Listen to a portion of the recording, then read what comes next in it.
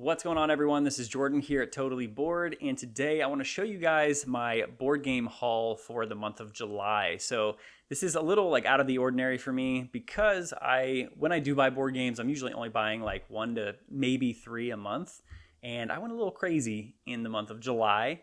But the first game I'm going to show you guys is the winner of the Pick My Next Board Game video I did, I think 2 uploads ago. So I do want to appreciate or thank everybody who voted in that in the comments there. But the winner of that was The Lost Ruins of Arnak. So let's get that in the lighting a little bit. Yeah, I am really excited that this won. So I want to thank everyone who did vote. And yeah, I have not played this yet, but I do have it all sleeved and ready to go. This is essentially a worker placement / deck building game set in kind of like an Indiana Jones-esque theme, which I really, really like. You know, The Quest for El Dorado is one of my favorite deck builders, and this has a similar vibe to it. Really stoked to play it. My friend who I played Dune Imperium with, I love Dune Imperium. I'm absolutely trash at it, but I do like it. He said I would love Lost Ruins of Arnak if I like Dune, so I'm really hyped to play this. I'm for sure going to be doing like some kind of playthrough, review, impressions type video of this, so be on the lookout for that. But yeah, thank you guys for voting. I do appreciate it. The next game I got was a buddy of mine, well, the same guy who I played Dune with, shout out Drift. He has a lot of games, and he had a sell pile. And in the sell pile was this game. It's something that it's been on my radar for a while, never got a chance to play it. Honestly, beforehand, didn't really know too much about it, but he hooked me up with a crazy price. So I had to buy it, and that is The King is Dead, 2nd edition. So this is by Osprey Games and designed by Pierre Sylvester. Yeah, this is a really unique game. So it is kind of like a like area control type, area majority type game. I have watched a few videos on it. The thing that sticks out about this game is you only have 8 cards that you play throughout the whole game. And I think that's really weird. I've never played a game where you're limited and kind of confined to 8 cards for the whole game. So I'm really excited to try this. One thing I did also read was it supports, I think it's 2 to 4 players. Yeah, 2 to 4, but it plays best, and like ideally you want to play it at 3. Not really sure why that is, but I'm assuming due to the different like factions or whatever, it just plays best at 3. But yeah, really, really stoked on this. Shout out Drift. Thank you so much for hooking me up with this. It's such a crazy price. And yeah, looking forward to it. The King is Dead, 2nd edition.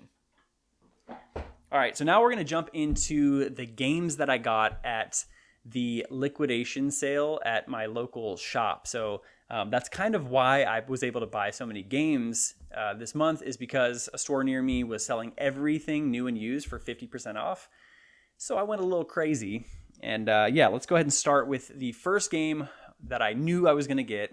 And let me preface that real quick by saying I played this game once with my girlfriend and got absolutely dumpstered. She annihilated me, but I still had a really good time with it. And after playing, I could tell why it's such like a modern classic.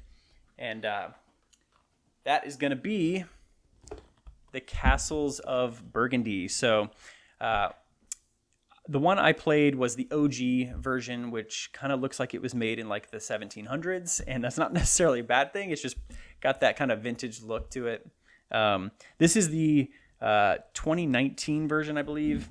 It is the 2020 version, and it's got a lot of well, the main thing is updated art, updated everything, components, and all that. I did read a few people online were saying that I guess there's like, I don't know, they had like clarity issues, or it's a little difficult to see or something like that. I haven't opened it. I haven't played it yet, this one. So I don't know. I'll see how that is whenever I do open it, but really, really excited for it. And I got this for $10, and it's like perfect condition. I looked at all the components, the cards, and all that stuff. Well, actually, I don't know if there are cards in this game, but well, let me look. No, there's not. I'm getting confused with another game I'm about to talk about. But yeah, everything was like neatly packaged. all the tiles and everything are just perfect. Like I don't even know if this has been played once. So really hyped that I got that for 10 bucks. Now the next game is a game that I was really torn between. So the next game was $20, I believe, 15 or 20 bucks. And I was really torn between the game I went with and Concordia. So Concordia is extremely highly rated. It's I think top 15 maybe on Board Game Geek. It's a deck builder, and that's really all I know about it. I'm not really sure if it's like area control or what other mechanisms there are in the game. But I walked out with Concordia initially and did no research prior, which is a mistake. But when I got in my car, I looked it up and I was like, oh, it's a deck builder. I feel like I have a lot of deck builders in my collection. So went back in the store and swapped it out, and he was cool with it because it was the same price. And yeah, I ended up getting, this one here. This is Agricola. Now, this is not the revised edition. This is the OG version. There must be a couple different OG versions though, because this one says it came out in 2014, which I believe the original came out in 2007. So I'm not really sure on the differences of all the different versions, but this one, like the Castles of Burgundy, is flawless condition. I don't think it's ever been played. The cards are everything's been boxed up and or like kind of bagged up and everything. But yeah, I mean the cards are literally like, don't think they've ever been used. I don't think anything's been used. And I got this for 15 or 20 bucks.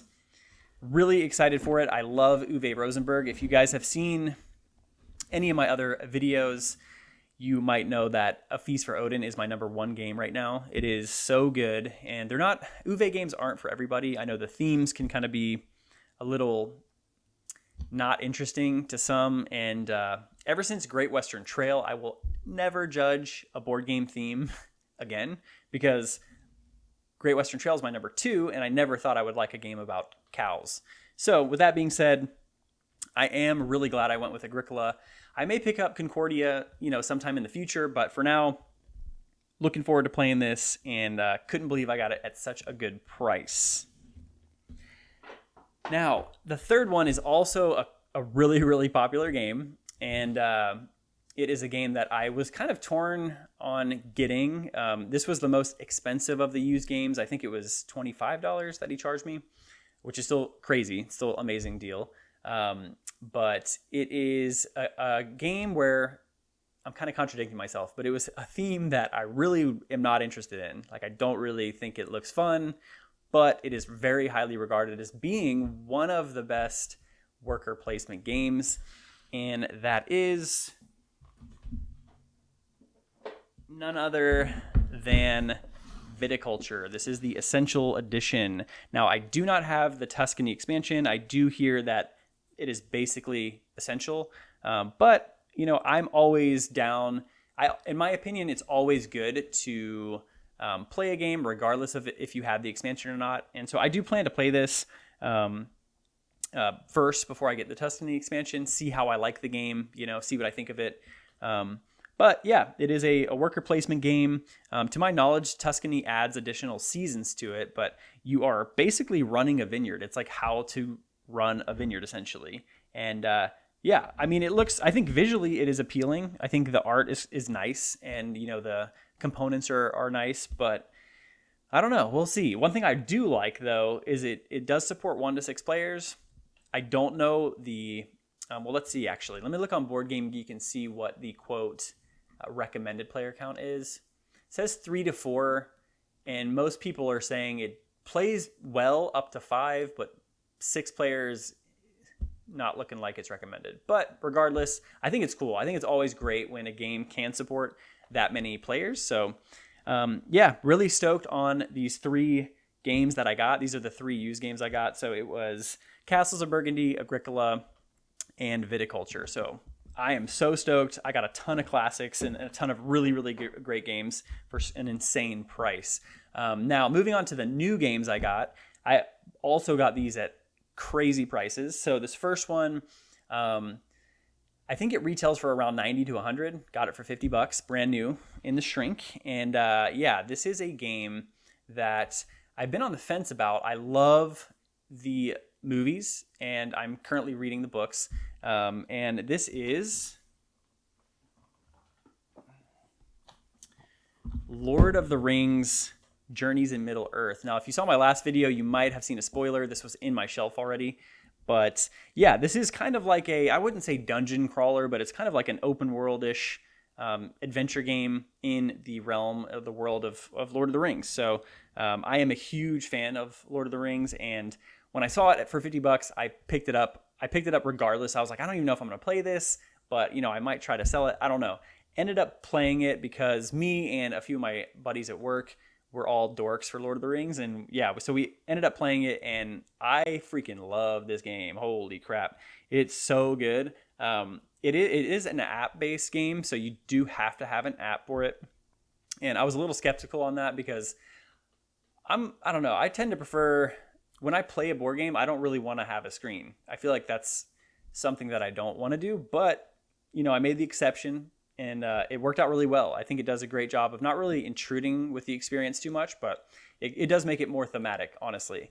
And, it has the really popular characters. You can play as Aragorn, you can play as Legolas, Gimli, Bilbo, and then it's got a few other characters like, I think, Elena and Barivor. Not sure if I'm saying those right, but another thing I really, really, really enjoy about this is it is procedurally generated, so anytime you play the game, the core mission will be the same, but the side quests, the map layout, all of that's going to be so different. And I played this twice. I played it with my buddies at work, and then I played it with another friend like 2 days later. Played the first mission, and it was so different that I was just like, yeah, I'm going to love this game. I am going to love this game. And I think I'm 5 or 6 missions in with my one of my friends. My buddies at work, we haven't played it yet because coordinating a gaming night with like 5 people is pretty tough. But overall, this is, as of now, this is for sure staying in my collection, and it's actually climbing up pretty fast on being in my, one of my favorite games. It's not number 1. A Feast for Odin's for sure number 1 still, but this has already cracked the top 10. And yeah, I'll have to do another top 10 video at a different point. But yeah, Lord of the Rings, Journeys in Middle-earth, absolutely amazing game. And the final game I got, this is based on, well, I'll just go ahead and tell you guys. It's a legacy game, and it will be the first legacy game that I play. I did play Gloomhaven, but I don't think that's like a true legacy game. But yeah, this game got this for $40 brand new, so another insane deal. And it is based on a game that I've played several times. It's a modern classic, I would say. The base game, the normal game, is okay. I enjoy it. It's not one of my favorite games, but I think in what I've heard is the legacy version of it is incredible. It has more of a story to it, and that is going to be Pandemic Legacy Season 1. So I already have a dedicated group. We're going to be starting this, I think, in a week and a half. So I'm really, really excited to play this. This is Season 1, and I believe there's 3 out. I think there's 0 and then 2, I believe. But I'm hyped. I'm really hyped for this. I've heard great things. It is number 2, I think, on Board Game Geek. Let me look. Let me verify real quick. Which, you have to take everything with a grain of salt. Yeah, it's number 2. Which is obviously crazy. It's extremely highly rated. And I'm assuming it's that highly rated for a reason, but we'll have to see. Like I said, the regular OG Pandemic, I like it. It's not a favorite of mine. It's not like, in my top 10 or anything like that. It's absolutely incredible for like new players and introducing people to modern board games. But I have high hopes for this, but I'm also trying to go in with a blank slate, play it. I'm going to see how it is. I was reading it, like I read the instructions, like I think, let me see. I don't know if it was the rule book or whatever. It was some sheet I saw. It looks hard though. It looks hard. And I don't know. I don't know how that's going to be. Whoa, this thing is stuck. But yeah, okay. So it was the rule book, I guess. But what looks hard about it is, I guess, whenever you're playing and your character's in a city that has an outbreak, you get a scar, and scars do really bad things. They can make your hand size less. They can do all kinds of bad stuff.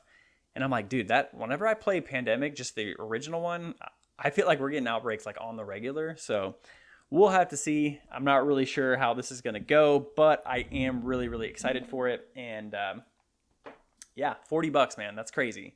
So yeah, that was my board game haul for July. I was able to get a lot of really, really, really good games.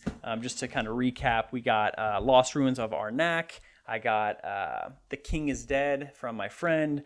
I was able to get The Castles of Burgundy, Agricola, as well as Viticulture Essential Edition. And then I also picked up Lord of the Rings Journeys in Middle-earth and Pandemic Season 1, Pandemic Legacy Season 1. And that wraps up my board game haul for the month of July. If you guys have played any of the games that I got, please comment below and let me know what you think about them. Or if you have any game recommendations for me, I would love to hear those as well. This is Jordan here at Totally Bored. I'll see you next time.